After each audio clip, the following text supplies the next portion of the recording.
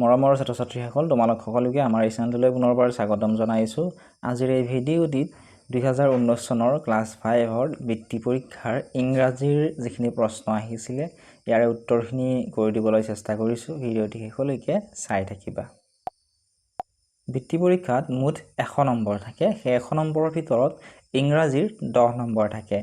গতিকে চোৱা 1 নম্বৰ প্ৰশ্নটো আহিছিল আনসাৰ দা ফলোইং কুৱেশ্যনছ। তলত কেইটামান প্ৰশ্ন দিছে, সেই প্ৰশ্নকেইটাৰ উত্তৰ লিখিব গৈছে। এই নম্বৰ প্ৰশ্নটো আছিল write the name of two small creatures. দুটা সৰু কীট পতংগ বা প্ৰাণীৰ নাম লিখিব দিছে। উত্তৰটো তোমালোকে এনেদৰে লিখিব পাৰা the two names of small creatures are ant and house fly. এতিয়া চাওঁ আহা 2 নম্বৰ প্ৰশ্নটো for which team did Tarun play. তৰুণে কোনটো দলৰ পৰা খেলিছিলে? এই প্ৰশ্নটোৰ উত্তৰ হৈছে Tarun played for team A. তৰুণে এই দলৰ পৰা খেলিছিল। 2 নম্বৰ প্ৰশ্ন চোৱা make words by adding ING for the following any two. তলত কেইটামান শব্দ দিছে, সেই শব্দকেইটাত ING যোগ কৰি লিখিব দিছে। যিকোনো দুটা তোমালোকক লিখিব দিছিল, ইয়াত দিছিলে 2 নম্বৰ। শব্দকেইটা দিছিলে লাভ, কেয়াৰ, মেক আৰু শ্বেয়াৰ। এই শব্দকেইটাৰ শেষত ING যোগ কৰিব দিছে। প্ৰথমটো চোৱা LOVE লভ। লভৰ পিছত যেতিয়া আমি ING যোগ কৰিম ইয়াত থকা এইটো নোহোৱা হয় এনেদৰে লিখিব লাগিব LOVING। ঠিক তেনেদৰে কেয়াৰটো হ'ব CARING। ইয়াত ইটো নোহোৱা হৈ যাব। ঠিক তেনেদৰে মেকটো হ'ব মেকিং MAKING। শ্বেয়াৰটো হ'ব শ্বেয়াৰিং SHARING। এতিয়া ইটো কিহৰ বাবে নোহোৱা হ'ল ইয়াৰ বিষয়ে যদি তোমালোকে জানিব বিচৰা তোমালোকে এটা কমেণ্ট কৰিবা। মই চেষ্টা কৰিম তোমালোকক ইয়াৰ ওপৰত এটা ভিডিঅ' বনাই বুজাই দিবলৈ। Question number 3 choose and right the correct form of the tense of the following sentences.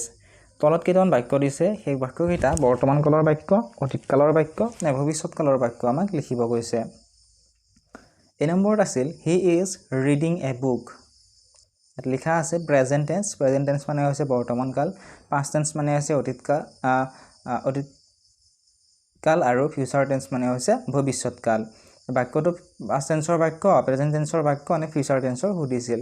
ঠিক তেনেদৰে 2 নম্বৰত দিছিল Arun Das will drive the bus. ইয়াতো সুধিছিল যে এই বাক্যটো প্ৰেজেণ্ট টেন্সৰ, পাষ্ট টেন্সৰ নে ফিউচাৰ টেন্সৰ বাক্য। গতিকে এইখিনি কৰাৰ আগত তোমালোকে টেন্সৰ বিষয়ে জানিব লাগিব। মই চমুকৈ তোমালোকক লিখি দিছোঁ। টেন্স হৈছে 3টা, সেয়া হৈছে প্ৰেজেণ্ট টেন্স, পাষ্ট টেন্স আৰু ফিউচাৰ টেন্স।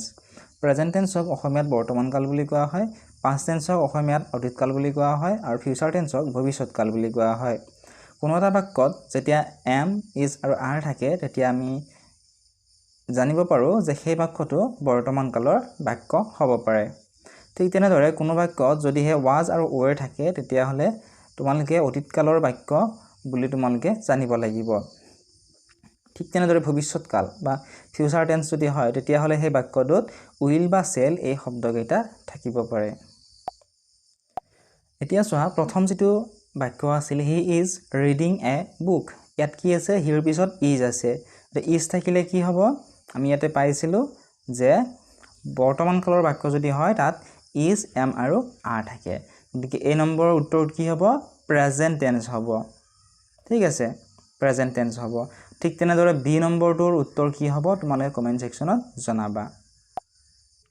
যদিহে বি নম্বৰটোৰ উত্তৰ নাজানা তোমালোকে কমেণ্ট কৰিবা, মই উত্তৰটো কমেণ্ট ছেকশ্যনতে দি দিম। 4 নম্বৰত দিছিল right চাইননিমছ for the following.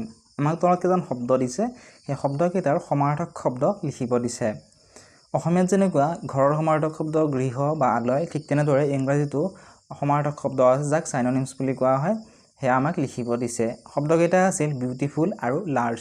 Beautiful মানে হৈছে অসমীয়াত ধুনীয়া আৰু লাৰ্জ মানে হৈছে ডাঙৰ। বিউটিফুলৰ চিননিমছ হ'ব প্ৰিটি আৰু লাৰ্জৰ চিননিমছ হ'ব বিগ। ঠিক আছে, প্ৰিটি মানেও ধুনীয়া, বিউটিফুল মানেও ধুনীয়া, লাৰ্জ মানেও ডাঙৰ আৰু বিগ মানেও ডাঙৰ। 5 নম্বৰত দিছিল right the meaning in Assamese. আমাক তলত কেইটামান শব্দ দিছে, সেই শব্দকেইটাৰ অসমীয়া অৰ্থ আমাক লিখিব গৈছে। প্ৰত্যেকটোতে 1 নম্বৰ, গোটোতে 2 নম্বৰ আছিল। শব্দকেইটা দিছিল এ নম্বৰত ফাৰ্মাৰ আৰু বি নম্বৰত দিছিলে পিকক। ফাৰ্মাৰ অসমীয়া অৰ্থ হৈছে খেতিয়ক বা কৃষক। খেতিয়ক বা কৃষকক ইংৰাজীত ফাৰ্মাৰ বুলি কোৱা হয়। ঠিক তেনেদৰে পিকক মানে হৈছে ময়ূৰ চৰাই। ময়ূৰ চৰাইক ইংৰাজীত পিকক বুলি কোৱা হয়। আশা কৰিছোঁ ভিডিঅ'টো চাই তোমালোকে ভাল পালা। যদিহে ভাল পাইছা ভিডিঅ'টো লাইক কৰি দিয়াৰ লগতে চেনেলটো ছাবস্ক্ৰাইব কৰি দিবলৈ নাপাহৰিবা। যদিহে ভিডিঅ'টো তোমালোকে ফেচবুক পেজত চাই আছা ফেচবুক পেজটি ফ'ল' কৰি দিবা।